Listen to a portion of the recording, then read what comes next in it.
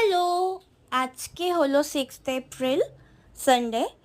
আজকে আমার দিনটা শুরু হলো অসহ্যকর মাথা যন্ত্রণা দিয়ে। আমার যেহেতু মাইগ্রেন আছে, সো যেই মানুষদের মাইগ্রেন থাকে তাদের অন্য কোনো শত্রুর দরকার হয় না।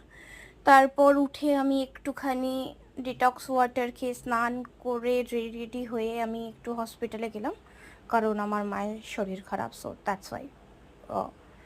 আর কি বলো তো, বিপদের সময়ই সঠিক বন্ধুকে চেনা যায়। আমার সাথে আজকে এই ভদ্রমহিলা এলেন, যিনি আমার সবসময় পাশে থাকেন। রাত 3টেতেও পাশে থাকেন, ভোর 5টাতেও পাশে থাকেন। যাই হোক, তারপর উনি আমাকে একটা বিস্কিট খাওয়ালেন, যেটা বিস্কিটটা খেয়ে আমি খুব খুশি হয়ে গেলাম। আরও খুশি হয়ে গেলাম কারণ আমার মুখটা এমনি এমনি চকচক করছে। সেটা এমনি এমনি করছে না, স্কিন কেয়ারের ফল। আর একটু তো সাজুগুজু করতেই হবে, কারণ সাজুগুজু করলে মন ভালো থাকে। তারপর একটা বাসন্তী পুজো হচ্ছিল গাড়ি করে আসার সময়, সেটা দেখে একটু খেয়ে দিয়ে দিন শেষ করলাম।